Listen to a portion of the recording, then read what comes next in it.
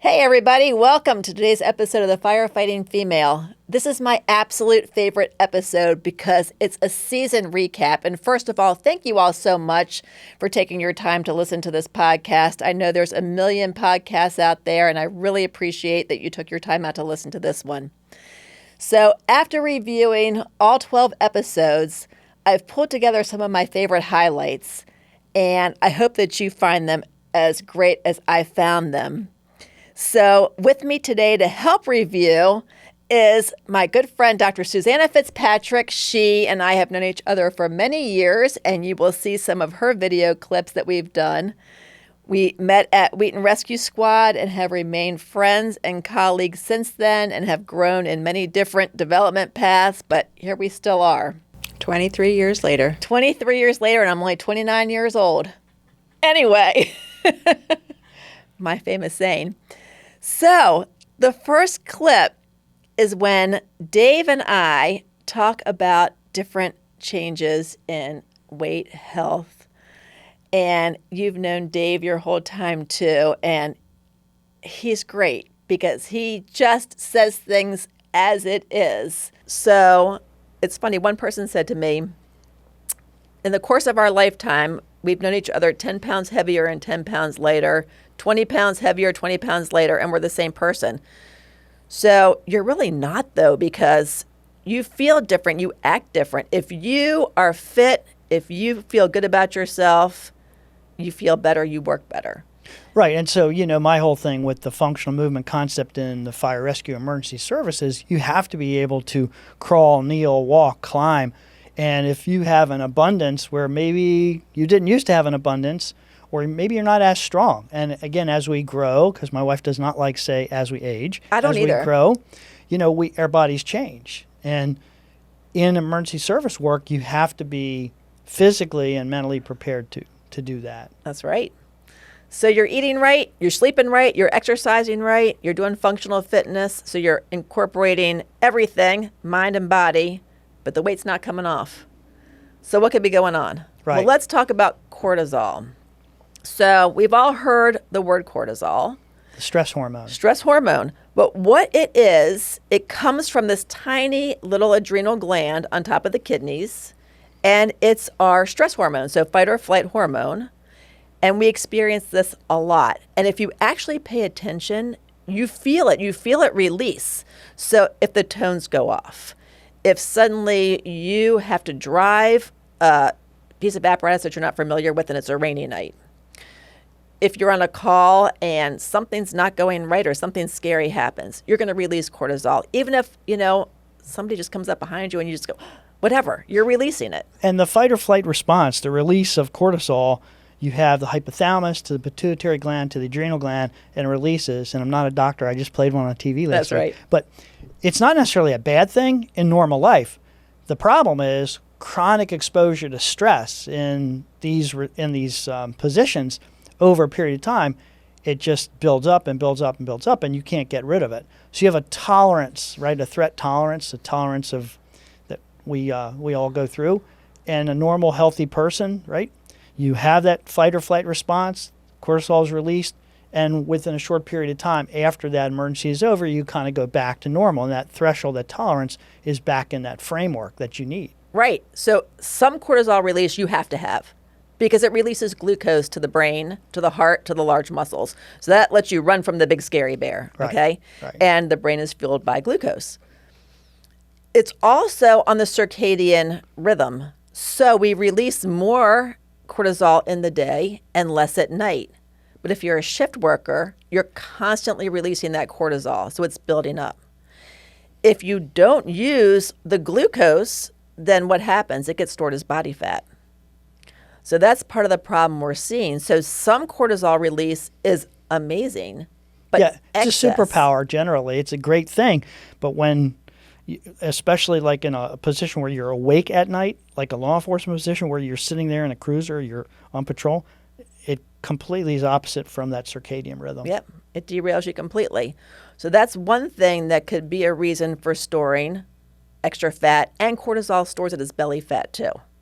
Yeah, so male and females, they store their fat in a different location. Yep. And cortisol is also a long term, it's everything from depression to high blood pressure to anxiety to bad digestion, which is all part of it. Right. And that might be another concern. Yep. So ways to lower cortisol if we're releasing too much. Number one, if you get better sleep. So obviously on shift work, it may not be possible. But when you're not on shift work and you're home, try to get your 7 to 8 hours of sleep to regenerate your system. That's number one. And then exercise, of course, would definitely reduce the amount of cortisol being released because we're releasing more serotonin, which is our happy hormone, and we're not stressed. Another thing is live your best life. Find something that you love to do that makes you happy because obviously then again, you're not releasing a stress hormone, you're calm. Yeah. Any form of exercise that you do too, and I'll plug in your yoga for this one too, is beneficial because I forgot to put that one in. Healthy diet, you want to decrease your saturated fat. You want to increase your protein, high biological protein, which is your meat, fish, poultry, and eggs, or your vegetarian proteins, your tofu, your soy, beans, all of that good stuff. And laughter. Laughter really releases all of the good hormones and suppresses that cortisol. Well, there's a whole thing on laughter therapy. Oh, we yeah. won't get into that today because that's a great podcast. Yeah. We're going to do that one. But the whole thing about the chronic exposure to stress. So you go on a bunch of calls at night and you go home in the morning, your shift is over, you're still feeling those effects. And maybe you're exhausted and physically tired. You go to sleep, you don't feel like working out, you don't feel like moving your body, and it's a giant revolving door. It's the domino effect. One thing affects something else. And whether you're a career volunteer, any kind of emergency response, this superpower, this cortisol, this fight or flight is a great thing, but you have to have a healthy way of getting rid of it. Right. Yeah. Right. Now we're going to move to a next clip. Oh, Suzanne, I didn't let you talk. I'm so sorry. Are we at our heaviest now or at our lightest? I'm at my heaviest. Well, I was going back. I'll circle back on that question. I was thinking about like Dave's episode, and I really like this his sort of holistic lens and thinking about sort of taking care of our bodies because again, all we do is take care of other people, but how do we take care of our bodies? And we do such a bad job of that in the fire station, right? We're like, oh, it's 2 a.m. We just got back. Let's eat ice cream, which is really satisfying. But I wish we did sort of like, let's eat something delicious that's good for you this evening instead. And then, let's go exercise in the morning. And not that I'm a big believer of the 80-20, 80%, do the best you can, and 20%, eat Oreos and wine. But, I think it's important. And I have a daughter, and I'm really trying to set the tone to her that what she looks like is not as important as who she is. And I don't want her to think that I'm on a diet or that we're thinking about our weight and the way we look. You should feel, the best that you feel and, be your best human being, and however you look is good enough and should be better than good enough. So I really liked Dave's episode. I was glad that he shared that early on in our time here just to really remind us that, take care of your body. You are feeding, your soul. It's fuel, but also, have the Oreos and wine. So for everybody out there, if you want to learn more about hormones and weight control, please go back to episode 4, where we have a full lecture on that. And I don't want to say lecture, a full lesson on that. I hope you review it and I hope you enjoy it. So next up is episode number 8. Well, you and Glenn have clearly figured out your family dynamics, and it works amazingly well for you guys. Now, for other families, it sounds like the key to child success and even adult success is consistency and routine. And knowing that although, Saturday night's going to come along and you're going to have some fun, in general, no matter who goes to work and who comes home from work, bedtime should still be the same. Mealtime should be the same. Routine should be the same. And that sort of keeps the kids together. And then family time is so super important too. And I know you both are tired a lot, I'm sure. But just being able to keep yourselves going as a family and supporting each other is huge, and allowing each other space if maybe you had a bad shift or if maybe you're exhausted beyond belief, recognizing those signs of your spouse, partner, when they come home to say, all right, mom, dad needs a few minutes. Let's just go do this. Even though you've been mom for the past 24 hours, you realize, hey, Glenn comes home and there's just something that's not right. Let's just go over here and give dad space until he's dad again. Does that seem to work? Again, I go back to, the best parent for your kid is you. So for our family, that's what worked. My kids are really great. Like if I give them a list of checking things off the list and like I need to clean my fish tank and make my bed and start my laundry they will knock a list out of the park. But lots of kids are not like that. And that's totally fine too. I think what makes Glenn and I and our family life work so well is that we're cognizant that we are parents and we are spouses to each other, but we're also individuals. And so if Glenn says, hey, I'm going to go four-wheeling for the weekend, or I say, hey, I need to go have girlfriend time, or I want to go teach this thing, or I want to go do a podcast, or, Glenn says, I want to go to King of the Hammers for 2 weeks in California. Like we try to always say yes to each other because we know that when the other person is asking, it's a need. It's not a want. It's not like, oh, can I, go hang out? Like if Glenn is asking me to do something, it's not to ask my permission. It's how can we work out our schedules together to make it work so we say yes to each other. There's very few times that just something is impossible. We're like, it's just not going to work. There's just no chance. And that's few and far between. So we really identify to each other that if something needs to happen, we're just going to figure it out. And I don't know how we're going to figure it out because we don't have a babysitter. Most of the time we don't have childcare. We have a little bit of support, which I'm grateful for. But, we're both full-time parents and full-time workers. But if we need to do something, we make sure we do it. And I think that our kids would say that we are a happy, successful family because we, ask each other, even when I go to the store, guys, do you need anything? What are we doing today? What's everybody want to do today? Is there anything we need to add to the list? And that we hear each other's voices to say like, I need to do this, or I'd like to do this, or can we squeeze this in? And it's not always a yes, but we really try to have it be a yes. So the key to family success with shift workers, obviously, respect for one another's positions, job positions, commitment to the family first, and the job is secondary, to make sure there's a routine, to make sure there's a schedule, to listen to each other, to support each other, and to understand when each other needs maybe a minute to take a break. And not just say, hey, I've been alone with the kids for 24 hours, you take them. Just let everything flow. Just be yourselves, family first, interact. You've been together for a long time. Most families have been together for a long time. Yeah. You know each other well. You know how to act when each other comes home in a different mood. Any other advice for families? Just wake up in the morning and be your best self. And your best is not going to be the same every single day. And that I think all four of us in our household recognize that like today is not going to be the best as yesterday, but this is what I got and it's going to be fine. And it's going to be fine. And tomorrow's going to come. And tomorrow's a new day. And we survived another one. We just reviewed our own episode 8 where we talk about family and shift work. And it's one of my absolute favorites. And I was feeling so guilty actually by making you come out during the holiday season between Christmas, New Year's to review this when it's family time. And I know you've just come off of your shift too. But this is who we are. And I think we thrive on this. And even when we're exhausted, we still talk about these things and suddenly come to life and get this great energy. And I thought that was such a great episode. And hopefully for people that have watched it and are going to now watch it again, episode 8, make sure you catch that one. It really shows how to balance both family life and work life. Great takeaways from that. Yeah, and tonight is such a good example of that. Yesterday, Glenn worked on his friend's truck all day, and then he went to a retirement dinner, and he gets home, he was like, thanks for letting me do whatever I wanted all day. And I'm like, you should get to do whatever you want all the time. If it works out in our life, you should do it. That's right. So, today I went to work, and then I'm here, and he, said, hey, no problem, have a great time. Can you do an errand on the way home? Of course. So, it is a good way to find balance, and, it was fun to talk about.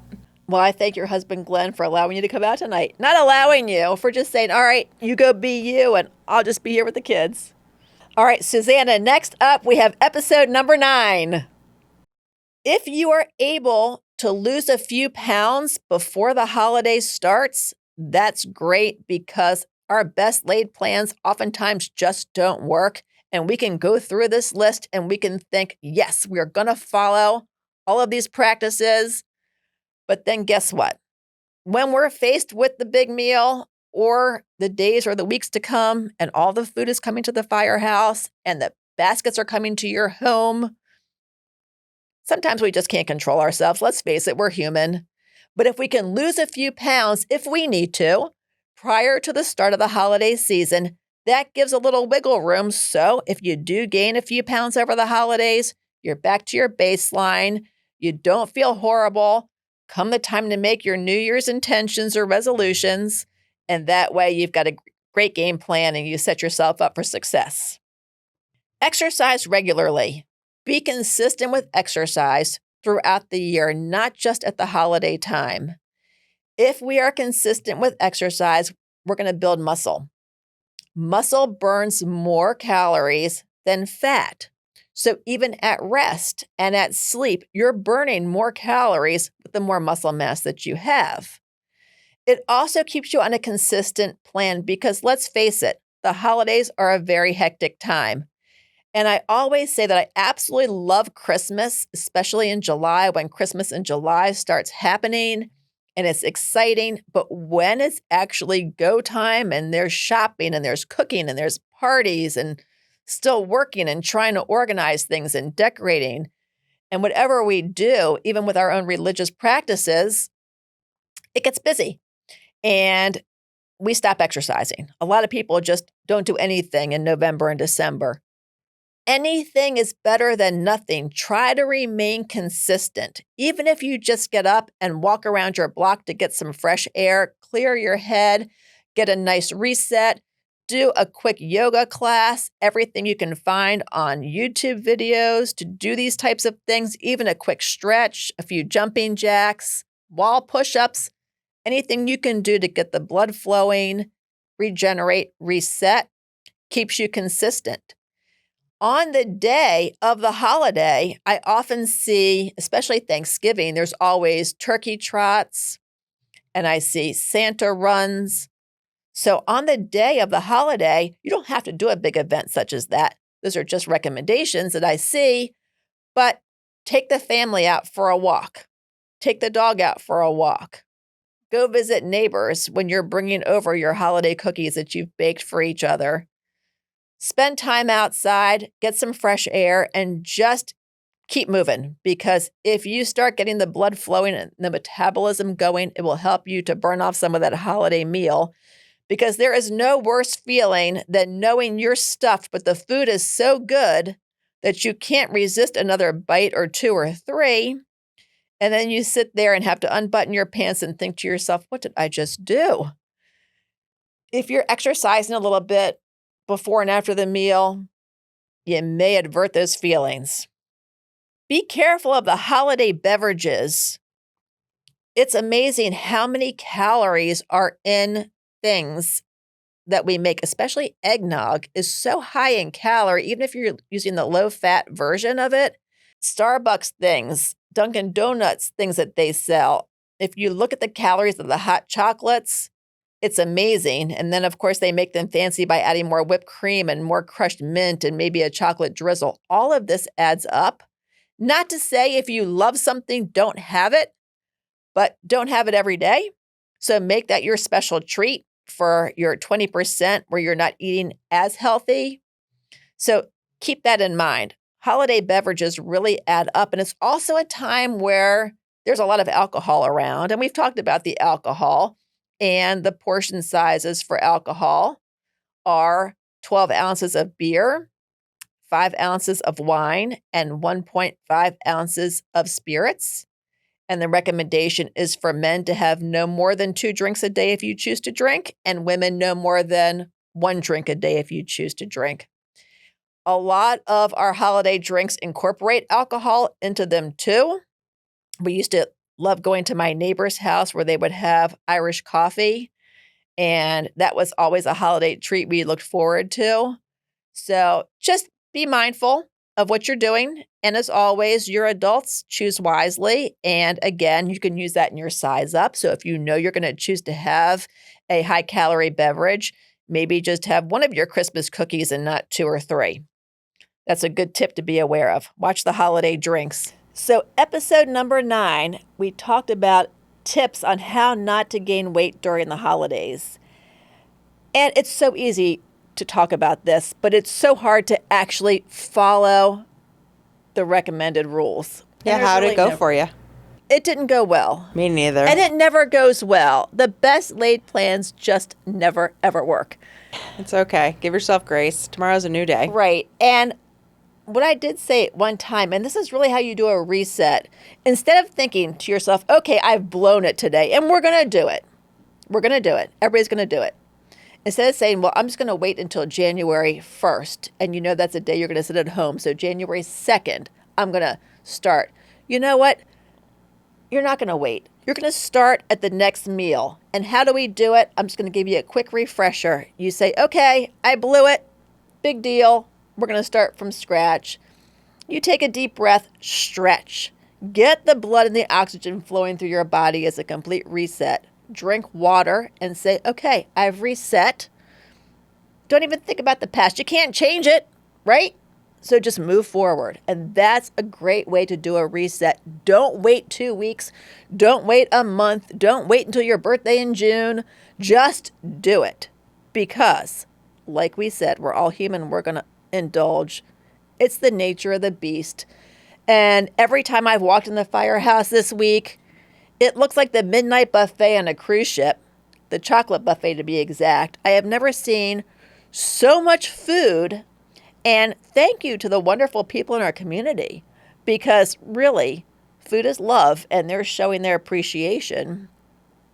And we are very fortunate that we work in a community where there are so many different ethnicities. So the food's amazing. And it's beautiful. I mean, some of these pastries are gorgeous. But maybe, take that bite and then walk away. It's a good idea. How we do it. I like it. Take that bite and walk away, because another thing that we said was, after 3 bites, the food still tastes the same. So why are you going to eat the entire thing? Well, we know why it's there, and it's midnight and we're tired. It's mindless eating, right? Yeah.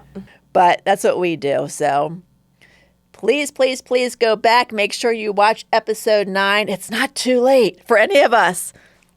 So Henry came to the firehouse, and it's so funny because kids sometimes are so afraid to climb on the apparatus at first, and then once they get used to it, you can't get them off of it.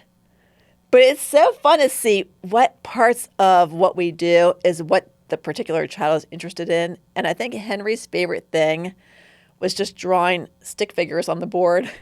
He loved doing that. But that was so fun, because teaching fire safety to anybody of any age is a joy. I love it. I love what we do. And I think about this because right now, my favorite thing to see are the Santa rides. And so many stations in our county do it.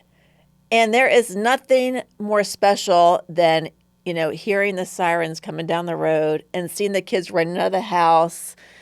And I remember when we were little, we would run along with Station 18 and throw candy canes out to people. And it was so much fun. And I always ask, what day is Station 24 coming through the neighborhood? And it was this past Saturday, so I got all my neighbors out there, and all the little kids are out there. It's just special when the little ones come out. I love it. So with me today is my main man, Henry. Say hi, Henry. Hi. All right, you got to sit still, bud. You want to know why? They can't hear you on the microphone if you're jumping around. All right? Now listen, 1st grade is right around the corner next week, and a lot of new stuff happens in 1st grade. You learn a lot more, and you have more responsibilities. And at some point in time, somebody's going to say, Henry, what do you want to be when you grow up? What do you think you want to be? Think about it for a minute. I always wanted to be something that I have to be like 12 to be. What's that? Being a YouTuber, because I want to be a Among Us YouTuber and a Roblox YouTuber too. Whoa. Those are some very, very prestigious You know what prestigious means? That means that you have got to do a lot of work to get to that spot, right? And they're very important jobs. But you know what? You're going to have a lot of free time in your life. And guess what? What? You could do some cool stuff, like volunteer to be a what? Firefighter. Do you think that would be fun? Tell me something. What do you know about the fire department? What do you do if there's an emergency? What phone number would you call? I think it's going to be like the same number for the police. What's that number? Do you know? 911. 911. Yes. Now tell me this. If, God forbid, there should be a fire in your house, what are you going to do? Call 911. And what else? You want to get away from that fire, right? So you're going to run outside. Yeah, but how about your children are stuck in there? Well, that's what we have to make sure. We have to make sure Mommy and Daddy are safe. And we try to get all of our, you have cats, right?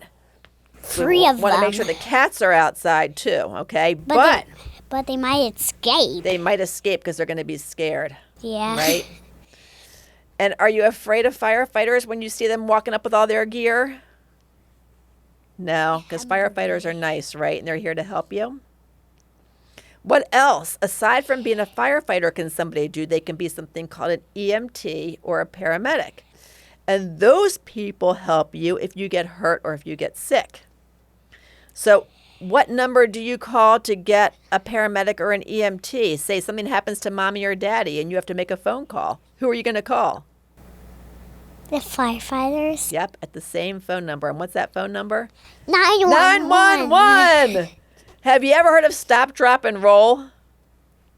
It's such a funny little thing. That's what they say if something happens, or what happens if maybe you have long hair like Mommy, or your clothes accidentally catch on fire and there's a tiny little fire. Well, you don't want it to get big, so you stop. And then you fall to the ground and you drop. And then you roll over and it puts the fire out. That's stop, drop, and roll. Pretty cool, right? Yeah. So maybe one day you can come over to my firehouse and you've been in my firehouse, but you can come and you can do more. Remember you climbed on all of the fire apparatus in the ambulance? And it's not scary, is it? So we should never be scared because people are coming to help you, right? Perfect. So what do we know? 911, stop, drop, and roll, right? All right, folks, that's Henry's take for the day. Thank you for joining us. See you next time. Good job, Henry.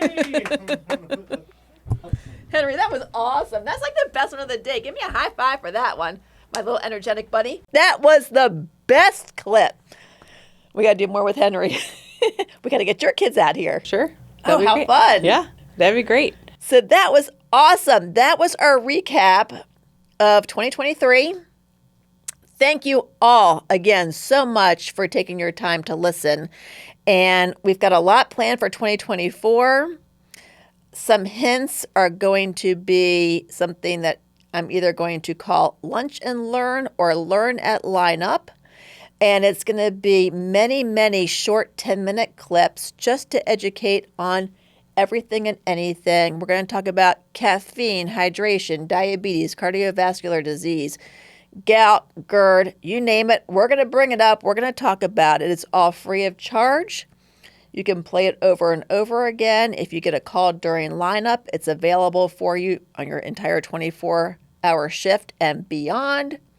So many great things to come. I'm looking forward to sharing with all of you. Happy, healthy New Year, and I can't wait to bring you more. Thank you so much for your support. See ya!